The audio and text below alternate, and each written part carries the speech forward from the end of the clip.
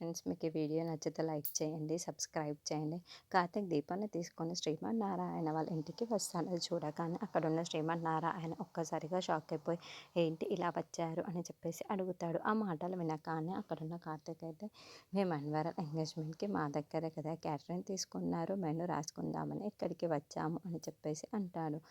ఆ మాటలు వినగానే అక్కడున్న శ్రీమన్నారాయణ ఒక్కసారిగా షాక్ అయిపోతాడు. ఏంటి, నా మన్వరాలు ఎంగేజ్మెంట్కి వీళ్ళ దగ్గర క్యాటరింగ్ ఇచ్చారు, ఎవరు ఇచ్చారు మీకు ఆ ఆర్డర్ అని మాటలు వినగానే అక్కడున్న శ్రీమన్నారాయణ ఎవరు ఇంకెవరు మీ మన్మరాలే అని చెప్పేసి అంటాడు.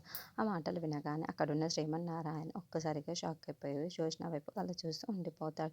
ఇంతలో అక్కడున్న జ్యోత్స్న మాత్రం అవును తాత నేనే ఇచ్చాను అని చెప్పేసి అంటూ ఉంటుంది. ఇంతలో అక్కడున్న కార్తీక్ మాత్రం మెనూ చెప్తే మేము రాసుకొని ఇక్కడ నుండి వెళ్ళిపోతాము అని చెప్పేసి అంటాడు. ఆ మాటలు వినగానే అక్కడున్న శ్రీమన్నారాయణ అయితే చాలా కోపంగా మేము ఫోన్లో చెప్తాం, మీరు ఇక్కడ నుండి వెళ్ళండి అని చెప్పేసి అంటూ అక్కడున్న జ్యోత్స్న లోపలికి రమ్మంటూ ఉంటాడు. అది చూడగానే అక్కడున్న జ్యోత్స్న అయితే చాలా భయపడుతూ ఉంటుంది.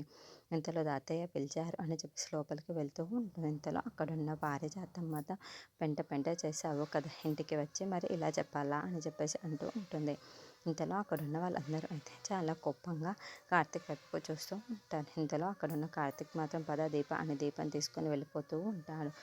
అది చూడగానే అక్కడున్న దీప ఇంటికి వచ్చి మరి అడగాలి, ఎందుకు బాబు ఇలా చేశారు అని చెప్పేసి అంటూ ఉంటుంది.